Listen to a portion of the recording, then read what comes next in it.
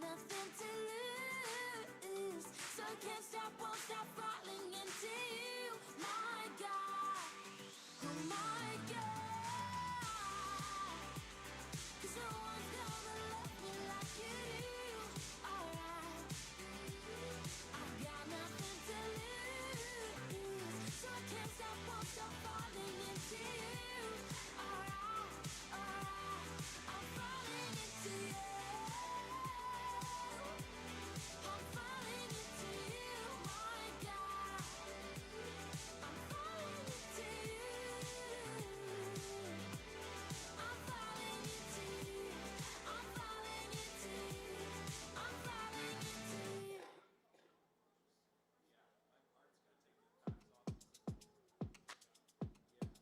I'm not striving in my own strength, I'm striving in yours.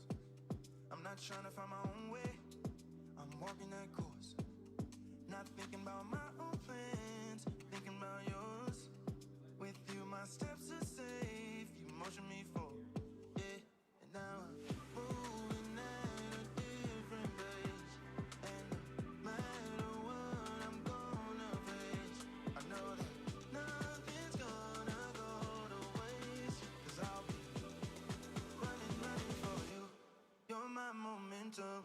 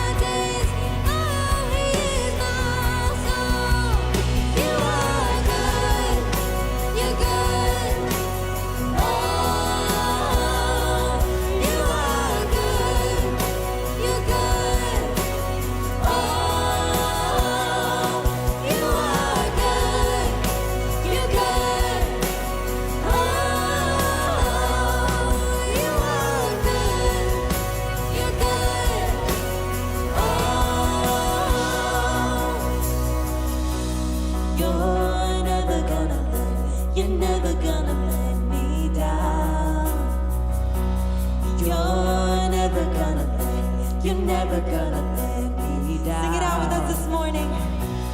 You're never gonna let me down.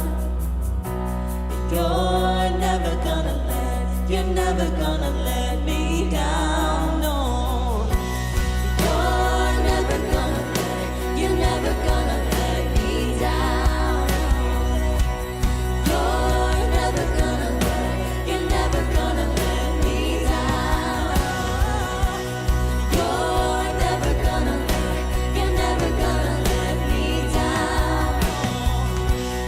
You're never gonna let me down. You're never gonna let me down. You're good. Oh, you are good. You're good. Oh, you are good. You're good. Oh, you are good. You're good.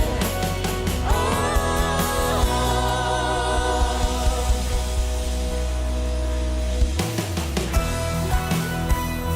Let's continue singing together this morning.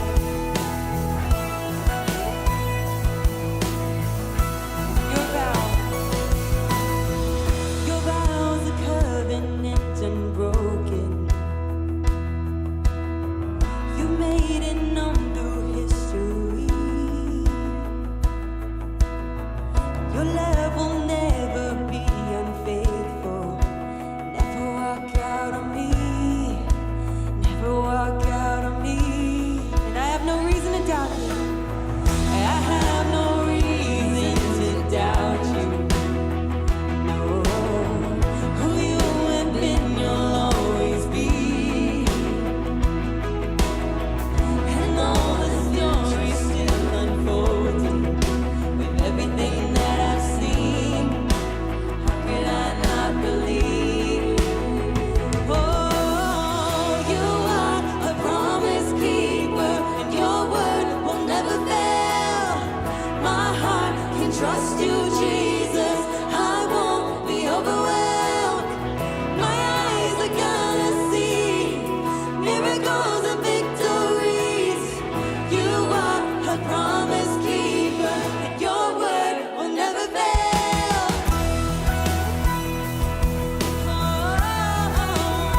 Oh, it will never fail.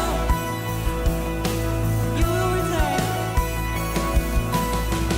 You will return all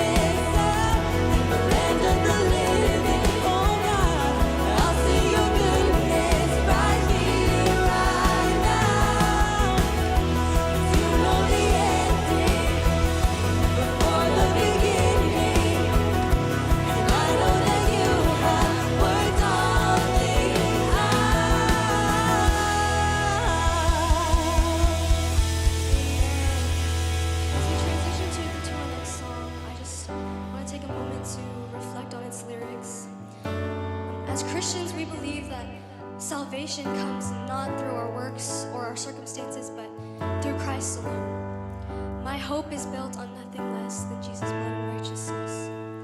As we sing this song, we proclaim that Christ is enough for us and that He is our firm foundation. So let's sing this with faith and with confidence as we declare this truth.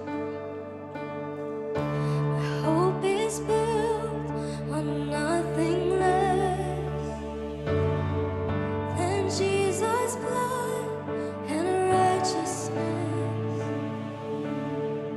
I dare not trust the sweetest frame, but wholly trust in Jesus' name. Let's sing this out. My hope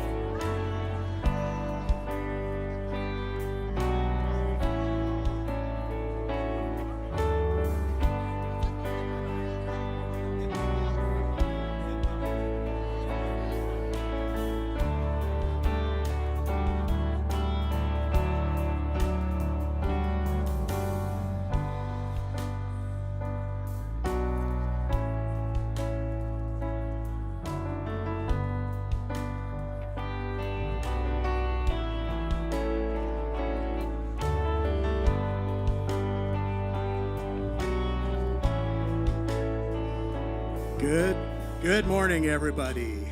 Welcome to our Sabbath service today. We are excited you're here with us at Anthem. It was a fun conversation even this morning with David. It's unbelievable what we get to do here. We get to welcome anybody from any angle of life. We want them here to be with us and to understand that God loves them and God loves each one of us equally. He wants us to be a part of this with him. So I'm very thankful for that. So welcome this morning. There are two simple ways for you to connect with us here, really. One is you can go outside after the service is over, and there's what's it called? The Growing Disciples Center is right out there. Thank you, David. So please feel free to reach out there and greet us, and we'll have a good conversation, have some good times together. Second is to text Anthem to 55498, and you'll be able to sign up there as a first-time guest. And if you are doing that, please stop afterwards and pick up your gift. Love to have a conversation with you out there at the Growing Disciples Center. Giving, one of my favorite topics. So giving is such an important thing in my family's lives. I got lots of good stories, unbelievable stories of how we've given and we've received back and tenfold, like I believe God does. But it's not just about that. It's about saying, God, we want to build friends in eternity with the money that we're giving. It's not just us here that we are serving. So there's different ways we're going to do that. We're going to have everybody come up here. We can pass out the offering plate thing here. So we'll pass that around. There's also ways to do that online. So please feel free to text that 55498 and you're able to do that there. But it's for internal and external reasons that we do giving. So internal reasons, one fantastic event that happened last weekend was the Friendsgiving event. Praxis, it looks very cool. I'm a little too old, so I can't attend it. But the reality is, it looked really good for everybody who was able to attend it. We also have external options, which we'll talk about here in a second. But one big thing is the general building fund. So the general building fund here, it matters. We're paying off the loans and whatnot here. We're in part of that. And Praxis was able to experience their Friendsgiving event because of that. So if God puts it on your heart to give towards that fund, you're able to do that as well, and we would appreciate that greatly. One more thing I do want to say is there's another external option here at Loma Linda, which I absolutely love, that we're not just internally focused. We go out and we do things with the community. So I'm going to invite Linda and the crew up to do a little chat about UReach. Thank you, Jason. Good morning, Anthem. Last Sabbath, you heard me talk about, You heard me talk about our outreach fair this Sabbath, and I'm sure that on your way in, you saw the Easy Ups out there. We have different types of ministries out there. We have all of UReach ministries. So if there's a ministry of UReach that you would like to volunteer for, whether it's driving for our transit clients, for our Meals on Wheels, if you want to mentor and tutor a child, we have our Excel program. If homeless is where you feel God is calling you, we have our Renew ministries. There's so many ways that you can volunteer. We have other entities out there. If fostering is something that you want more information about, you've considered, they're out there as well. You can speak to them. So many ways that in this place we can impact the community and build community as well. We also have our blood bank here today in the fellowship hall. If you're able to, I really want to make sure that you do not leave this place today without donating blood. It is such a small way in which you can make such a huge impact. So this morning, if you're able to, make sure you stop by the fellowship hall to donate blood.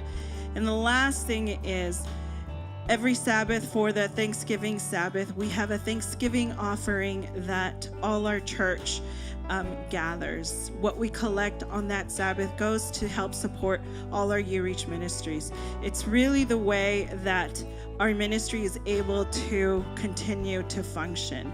All of UReach ministries are purely supported by your donations. So next Sabbath, if you feel you want to bring a Thanksgiving offering, that will be your opportunity to do so. You can bring it here and it will go directly to impact the outreach ministries. Thank you, church. Thank you very much. So I'll reiterate what I said. I am so excited to be able to be a part of a church that also thinks outside the box, not just within ourselves. I love that we're able to work through UReach and do all these different things for people in our community. Before we have Pastor Randy come up, we're going to say a couple prayers really quickly. I'm going to have my youngest, Connor, say a prayer real quick. Dear Jesus, thank you for this day. Please help us to have a good day. Thank you for your many blessings. Please help everybody to have a good life, and please help all the pain and sickness to go away. Thank you for your many blessings. Amen. So once again, thank you so much for giving. I know there's it's the eternal principles. The idea of may not see it right now, but I'll know what it's like when I get to heaven. That's what I truly believe it's about. So with that, Pastor Randy. Thank you, everybody.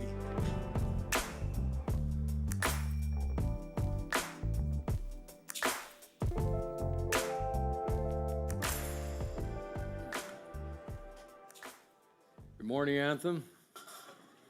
Great to see you all this morning on a spectacular day in Southern California. How about this day? Don't you love this? I think one of you does. That's good.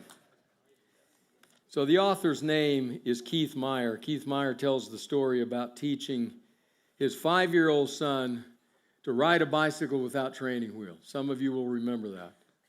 So he's taught him. He does well with the training wheels, and now the day has come to take those off. And so he takes him out. It sounds like it was kind of a cul-de-sac in their neighborhood where he could ride in the road and on the sidewalk without any danger. And he gets him up there, and he's trying to hold him up, and the sun starts off and all kinds of wobbly and riding around, and the wobble slowly becomes less and less until finally he's doing really well. And now he's picking up speed. There's a look of joy on his face, and he picks up more speed as he makes the circle around the neighborhood. He comes around, now his eyes are kind of big, and then more speed. And now he looks terrified the last time he goes around. Hits a curb, jumps the curb, head over heels, ends up in a pile on the neighbor's lawn. Meyer says, I ran over there to make sure he was okay, hadn't broken anything, looked down at him, and my little 5-year-old boy looked up at me and said, Daddy, how do you stop? If you remember that experience, you know that is a key question. But it's not only a key question for Meyer's little boy. It's a penetrating question for those of us who live in a culture that has gone to 24-hour-a-day culture, constant movement. I mean, we worship here in the shadow of several buildings up here to the what is it, southeast of us, one of which has been open 24/7, 365 since the 60s. The other one that opened a few years ago, and it too is now open 24/7, 365, year after year. Constant, ceaseless labor. And those become emblematic of the larger society and the larger culture. And our question then can become, how do you stop? And what does it mean to stop? We come to church, come to Anthem. And there's this series called Shabbat Shalom. We learned that Hebrew word Shabbat means stop, take a load off, rest. We think, what does that look like? What does that involve? So we've had some friends that have been willing to talk to us throughout this series. I'm going to invite Johnny and Susan Vitorovich to come up and join us here this morning on the platform. Some of us got to know Johnny this last month or two ago. Please have a seat. Welcome. As we were on a Reformation tour, Johnny was one of the people on the tour with us. And a great photographer, Johnny. We not only enjoyed getting to know you, but we really appreciated your pictures. We wish Susan could have been with us as well, but it'll become obvious why she wasn't able to do so. So maybe a brief word about the two of you. Who are you? Tell us just. They're actually from back east, by the way, attend the Spencerville SDA Church in the Washington, D.C. area. So they are here today just to be with us. Don. Thank you, Randy. Yeah, as Randy mentioned, I got to know a number of folks from the Reformation Tour, but for those who don't know me, I'm a creative director and a partner in an agency back in DC, a branding agency, a marketing communications agency. And as Randy mentioned, we go to the Spencerville Seventh-day Adventist Church. So Excellent. Susan? And I wasn't able to join you guys on the Reformation Tour, and I was really sad about that. But for the past 25 years, I've worked for one of the national news networks, and live in DC, so I work in the Washington News Bureau, and we're kind of busy in September and October, especially in election years. So Did something happen this September and October? Yeah. Something newsworthy? Yeah, I mean, besides that, we're covering everything at the Capitol, everything at the White House, Supreme Court, and then everything that's in the Mid-Atlantic region. We cover those news events also. So this is a major news organization. You've been involved with it for many years. Over 25 years with the news, and then 32 within the company in general. Excellent. All right. Now, to come to what we're talking about here, which is Sabbath, you have a different experience in coming to Sabbath. So, Johnny, you grew up in a Seventh-day Adventist church, Seventh-day Adventist setting where Sabbath was part of the weekly rhythm, but wasn't in your day and time, and by the way, I can really relate to this, a very positive part of it always. So that was true. And then, Susan, you came to it later as an adult, not from that kind of a background. So let me start with you, Johnny. Tell us a little bit about what that was like. yeah, there's a term like the bleeding Pharisees, but that is, I lived in a household that was super legal, and it's not to throw darts at that era and my dad, but it really took a lot of the joy out of Sabbath, and it was, there's a term I come to understand many years later, but when you throw the law at young people, all you do is make outlaws out of them. And years ago, I heard that from Morris Venda, not at the time, and that was me and my friends and my brother. We became sort of outlaws in the Adventist church, and I believed the tenets of it, but it was so legalistic that it pushed me out for a number of years. So that was my background. Okay. Now, during that time, you met a woman by the name of Susan. That's right. And who didn't have that background. So, Susan, what happened to you? Somehow Sabbath started to re-enter the picture. Talk a little bit about that. So I grew up going to a Sunday church, and we went regularly. But then you kind of fall off sometimes when you go to college, and if you don't have somebody to go to church with, you just kind of fall out of favor, or kind of get out of the habit of going. Practice, yeah. And then when we started dating, he wasn't going to church either, so he told me he was Seventh-day Adventist, but I didn't even know what that meant. I didn't even know what that was, honestly. I'm from a small town. There is not a church in my neighborhood. Yeah. So it just kind of grew on me. I mean, I enjoyed spending the time with his family when we'd have Sabbath lunch, but we weren't going to church at that time. So. Right. And then slowly when we had kids, we decided, I think we talked about it a little bit before, but we had really felt the need to go back to church, and John was very convicted about going back to the Adventist church. He just, going to church on a Sunday was so foreign to him, and I was a little indifferent. I didn't know either way. Didn't matter too much. It didn't matter to me at that point. Okay. So now you're back, Johnny, and back in the setting of Adventism, and this thing that had been burdensome and legalistic. What did that become along the way? When there was this sort of latent potential of what Sabbath could be, and I had heard it in some early sermons and some things that wasn't really seemed to be practiced or really living out in the church and my dad at the time. And when I went back and stuck a toe into it when we had kids, and I'd sit in the hallways during cradle roll and drop my son off, and people invited me, and I started to, and dip my head into the sanctuary and going, oh, this isn't the legalistic kind of world that I was used to. And I said, this is, I think, what the potential, this is what it was supposed to be. So as my relationship, and that's really what it was, as my relationship grew with Christ, the worst day of the week started becoming the capstone, the best day of the week. Wow. And it was totally flipped. There was a paradigm shift that totally happened. That's amazing. Now, you're having a different experience, just as you've shared. You came from a different perspective. So what was this like for you, Susan? Even just going to an adult Sabbath school was different for me because we just went to church. Like, there was no adult, so even just that community of the Sabbath school. But I was still working on the Sabbath. We either worked Tuesday through Saturday shift or a Sunday through Thursday shift. We were kind of scheduled, and there would be times I'd either go to church and leave early or miss it altogether because of my work commitments. And it started to bother me. So over time, it's like, okay, I'm here with the family, now I'm having to leave. It would be nice to stay here. Yeah. Now, I can imagine when you're with a major news organization, just if things are normal, there's enough news. But then when things like you mentioned, the election happens, Right. Supreme Court justice is appointed, a hurricane, a flood, then everything is off, and it must be very demanding. It can be demanding, and you just leave. You just leave and go set up wherever you're going. I mean, I've covered shootings. I've covered, like I said, major events. I do the state funerals at the Capitol, and you just kind of drop everything and get to work. Now, it's interesting, this morning you said, as we were talking through, again, what we were going to do, you said, I don't particularly like being on this side of the camera. No. So describe what you do. I work in the technical operations side. So I will go, if you want to do a show someplace and you want to go Baltimore to do a show, I'm the one who helps put the crew together, helps locate the location where we're going to do and work out the transmission plans. Okay. So now, Sabbath is growing, a more positive experience, family, I'm there. Wow, I'd like to just stay here and be here and experience this in a positive way, but I've got work demands over here. So tell us a little bit about that process. I mean, it starts to bother you.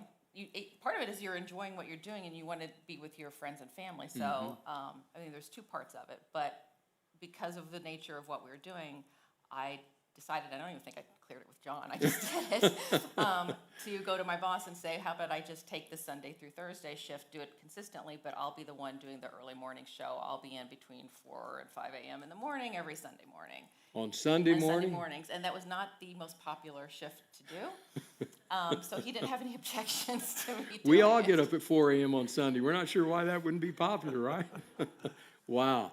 Now, Johnny, at that point, are you pushing? Are you trying to encourage her to do this, or You what? know, I kind of did a hands-off, because when I pushed, Susan's got the personality, and I just wanted to be really mindful how I grew up. I didn't want to push anything. And Yes. I wanted her to discover it, on her own, and the joy of the Sabbath, and really understand, build her relationship, and be convicted, and not having me put pressure, from I was so aware of that pressure and not forcing, and really it was a conviction on her own, and we both kind of discovered the Sabbath again for the first time, the joy of the Sabbath, and for her in a different way, for me, coming at it from two very different angles, but hopefully meet up at the right point, at the right time.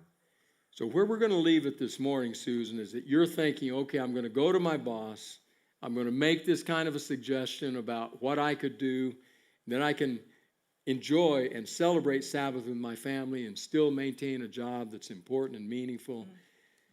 And this afternoon, we're going to hear the rest of the story, and we're going to unpack even more of this part of the story. So right here in this very venue, 3:30 p.m., it's available online, but we'd love to have you in person. Come and join us and hear the rest of the story with Johnny and Susan. And right now, thank them for flying across the country to be with us. Thank you so much. So how do you stop? What does that mean to stop? And what's the true significance of Sabbath? I want to suggest to you this morning that the true experience of Sabbath has both echoes of Eden, back in the creation account, and whispers of heaven in our ultimate destiny. So what might it look like then in that context? So we're going to go to Isaiah 58.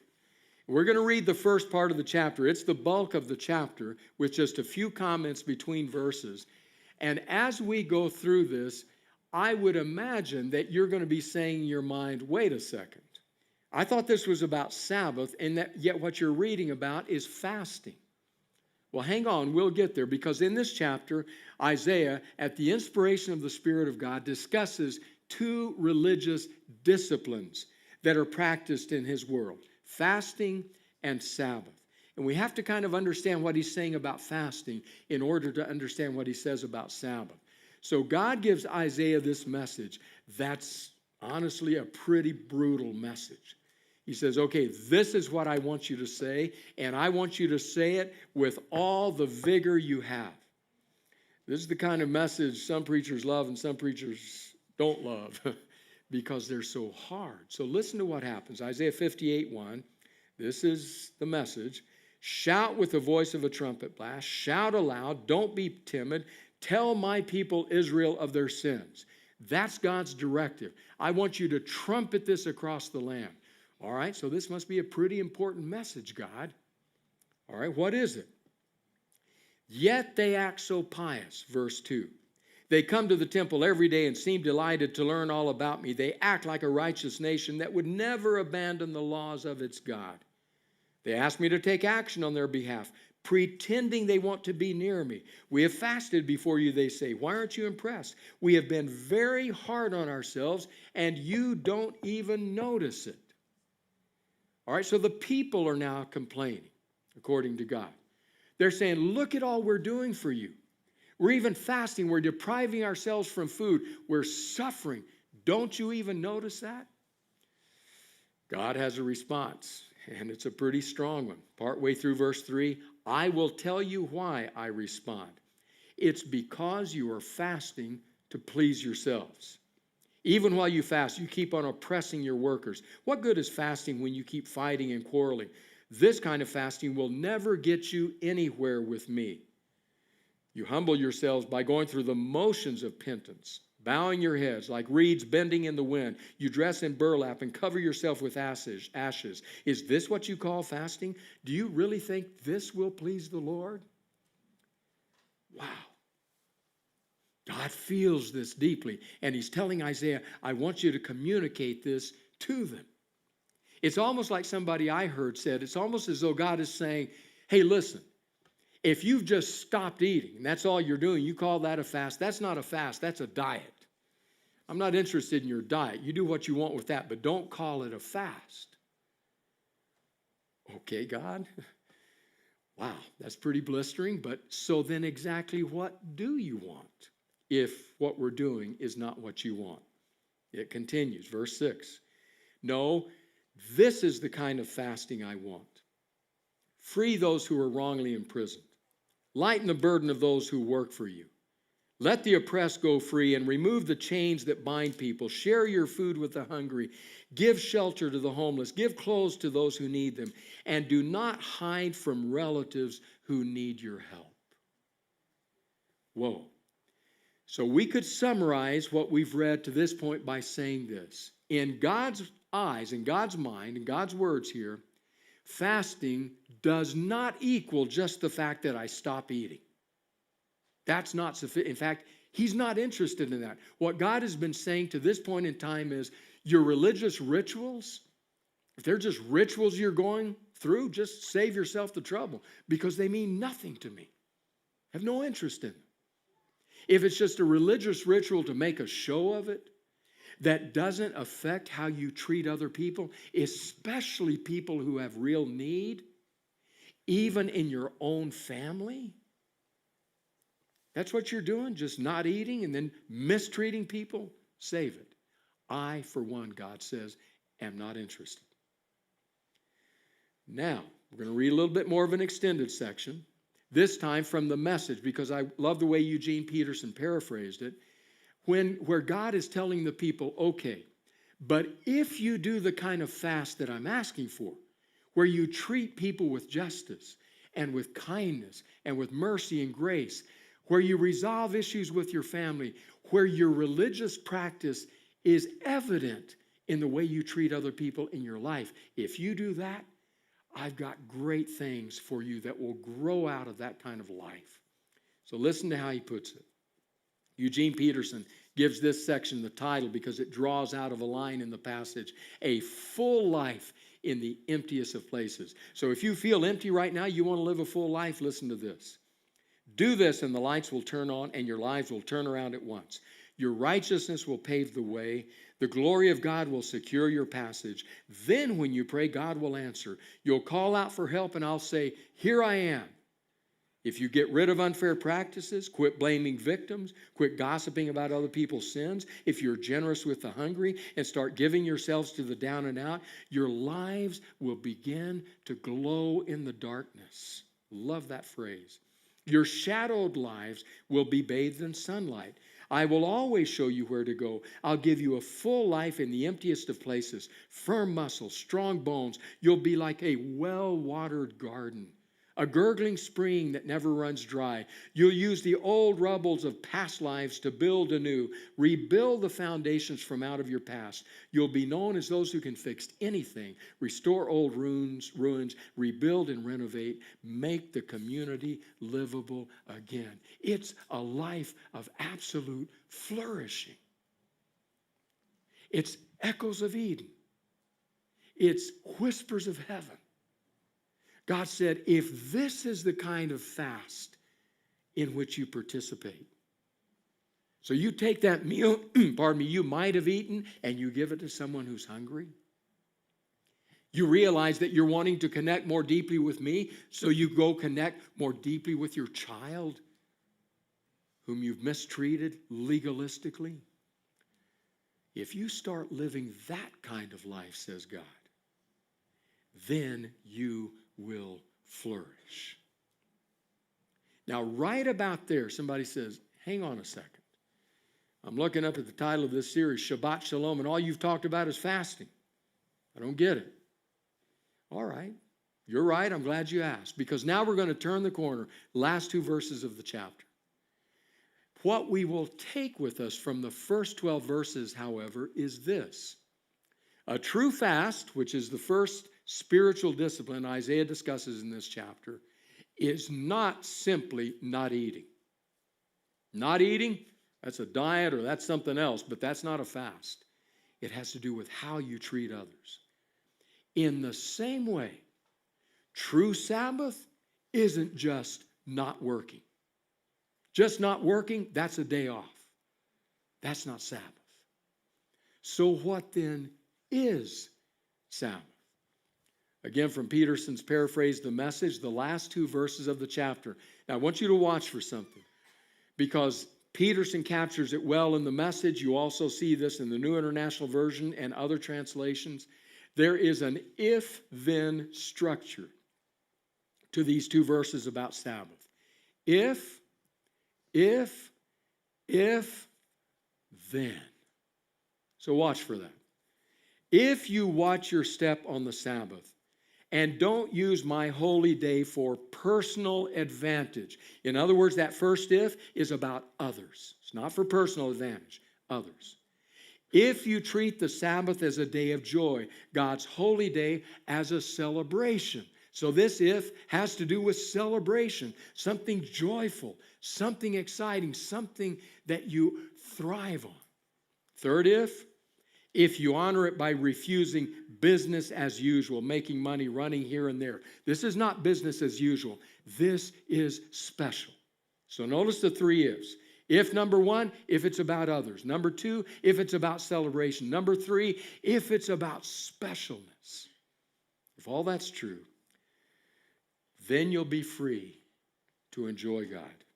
Oh, I'll make you ride high and soar above it all. I'll make you feast on the inheritance of your ancestor Jacob. Yes, God says it's so. So practicing Sabbath is not about just not working. It's about others. It's about celebration. It's about specialness. Even a 9-year-old boy could tell you this. It's Johnny's birthday. Family's getting ready to celebrate it. They have the cake on the table, the candles. Got the lighter to light the candles, the gifts over here, getting ready to celebrate.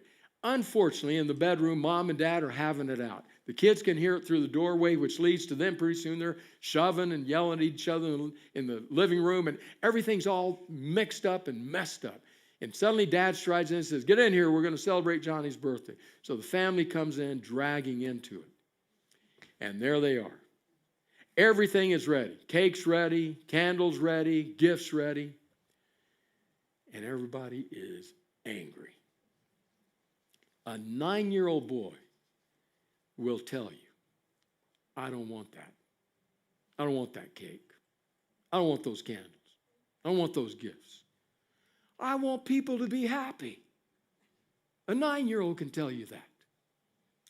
It's what God is saying about Sabbath.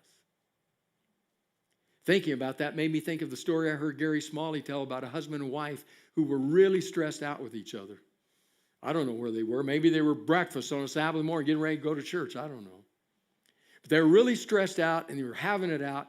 And the husband says to the wife, you know what? You're not the woman I married. I mean, you don't even fix me hot cereal anymore.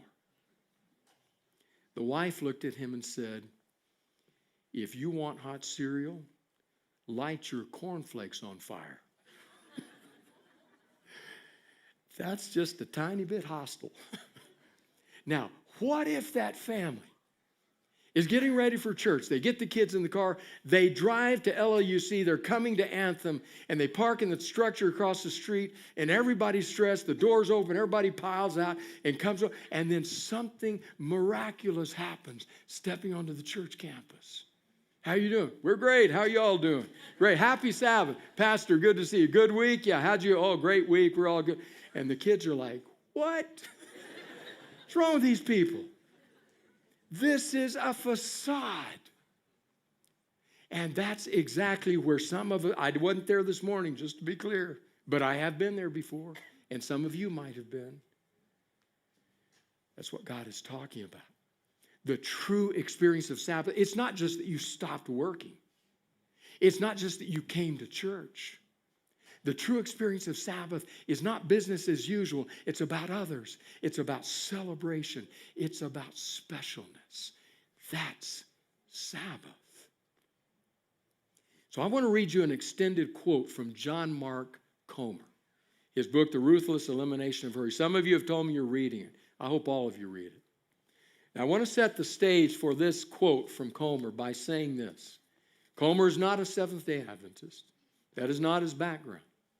He's not becoming, at least to my knowledge, Seventh-day Adventist. But it was in his adult life that he began to discover and experience this thing called Sabbath. This is an extended quote. I'm reading it because I want you to get a sense of what it's like for somebody who is coming to this from a new perspective. Not legalistic, but a perspective that celebrates others, that celebrates God, that celebrates specialness. And who knows? Somewhere along the way, those of us who have been doing Sabbath for a while might learn something. So these are Comer's words. There are all sorts of debate and controversy, he writes, about whether we still have to keep the Sabbath as followers of Jesus. You've heard those debates.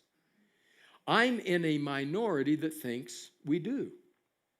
It's one of the 10 Commandments, after all, and Jesus did absolutely nothing to annul it. But honestly, listen to this, but honestly, I wouldn't really care if I don't have to keep the Sabbath anymore. I want to keep the Sabbath. Even if the Sabbath is no longer a binding command, it's still the grain of the universe. It's a gift, and one that I want to open and enjoy. 9 times out of 10, Sabbath is the best day of my week, no exaggeration. Every Friday night, remember, this is not a Seventh-day Adventist writing this. Might be a little different than how you experience it.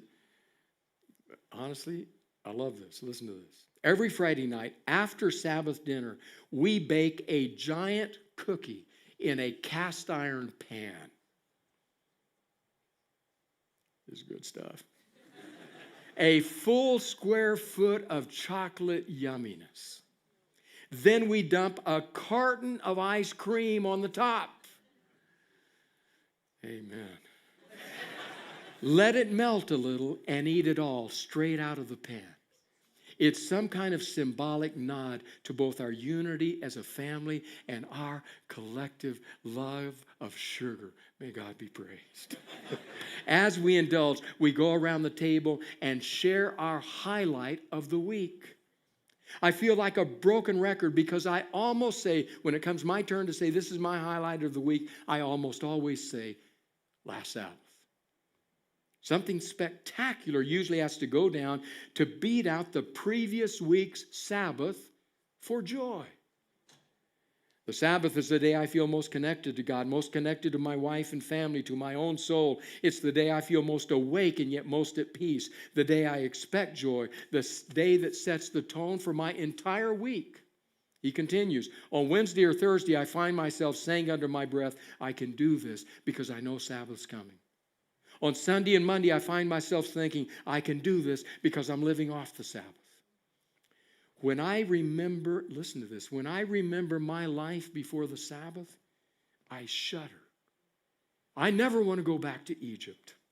Never want to become a slave or slave driver again. I'm free. I want to stay that way. And I want you to experience this day of unhurried love and joy and peace. These are his words. You know you want it. If your story is anything like mine, Sabbath will take you a little while to master. After all, Shabbat is a verb. It's something you do, a practice, a skill you hone.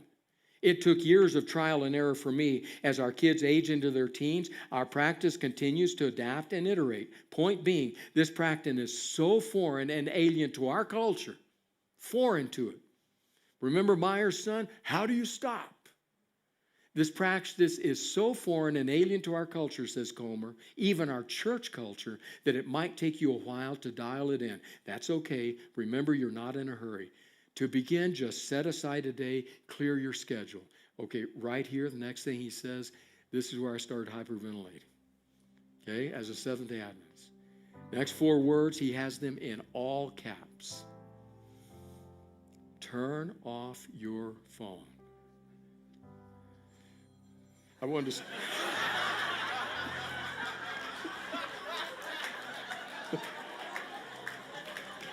to... Oh, my goodness. I'm not even going to ask who that was. Vinny, that wasn't you over here, was it? Oh, that's one of the most memorable moments of my preaching life, I have to tell you. Oh. Okay, let me get it back here.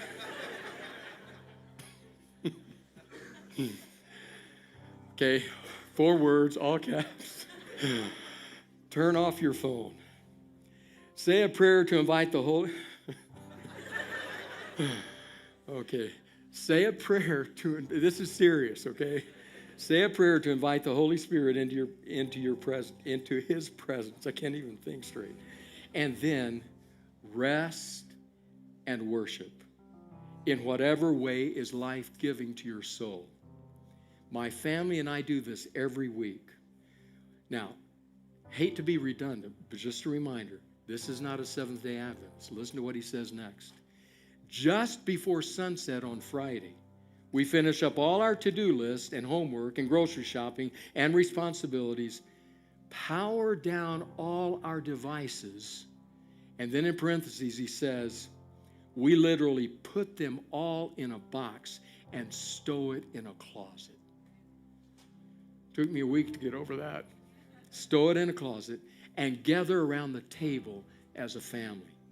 We light some candles, read a psalm, pray. Then we feast. And we basically don't stop feasting for the next 24 hours. It's the Comer way. And I might add the Jesus way. We sleep in Saturday morning, drink coffee, read our Bibles, pray more, spend time together, talk, laugh. And in the summer, we walk to the park. In the winter, we make a fire, cuddle, nap. The Jews even have a name for the Sabbath nap, the Shabbat Shluf. Shabbat Shluf. Comer says, we shloof hard on Sabbath. Make love, honestly. I spend a lot of time just sitting by the window, being. It's a less stressful Christmas every week. And something happens, he says, about halfway through that day.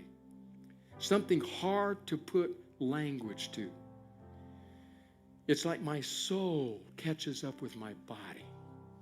Like some deep part of me that got beat up and drowned out by meetings and email and Twitter and relational conflict and the difficulty of life comes back to the surface of my heart.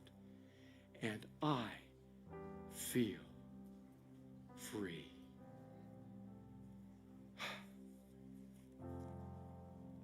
You don't get that just by not working. Yes, that's a part of it. But that's the superficial part. Just like stopping eating isn't a true fast. Stopping working isn't a true Sabbath. God has so much more to offer when it's about others and celebration and specialness.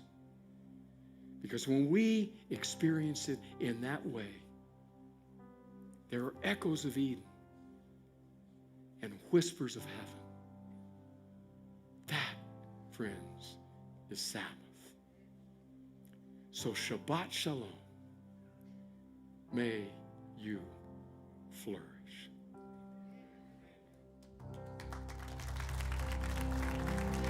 Thank you, Pastor Randy. Let's lift our voices one more time.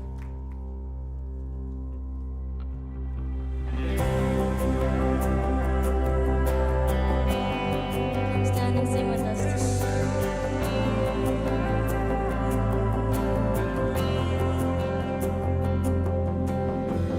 We've seen your goodness. We've heard your words.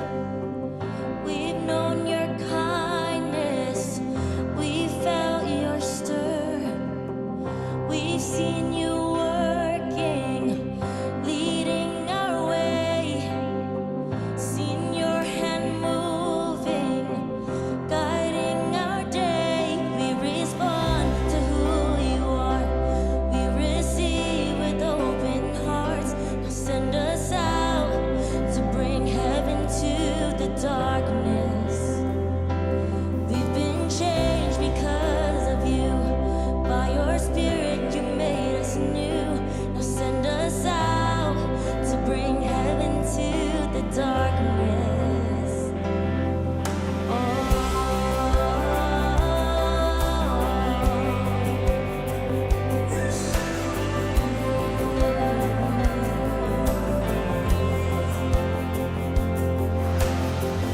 You told the blind man, rise up and see.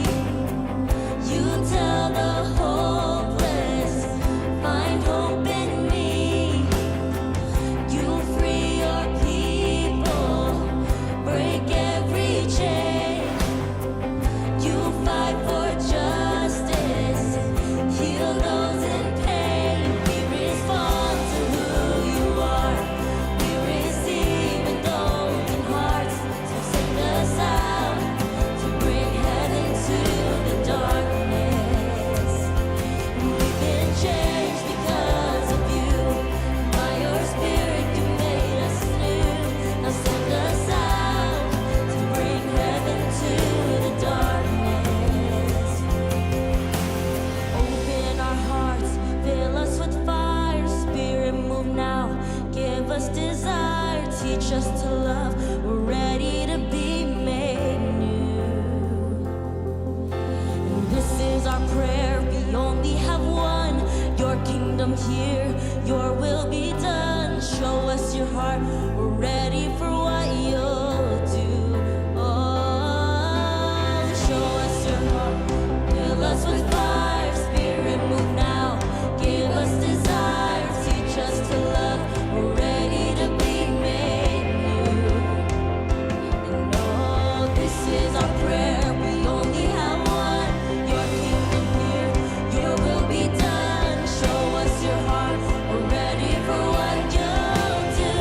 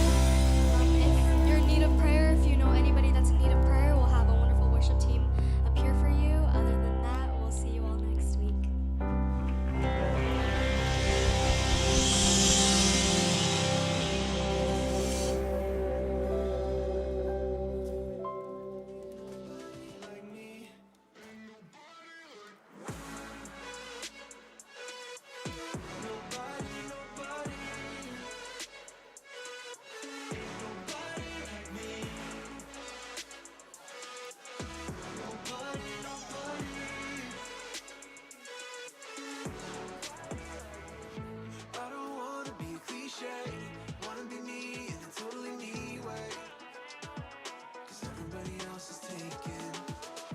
Ain't nobody, ain't nobody, ain't nobody like me. Can't stop my imagination. I don't wanna be somebody else, I just wanna be myself. I won't let nobody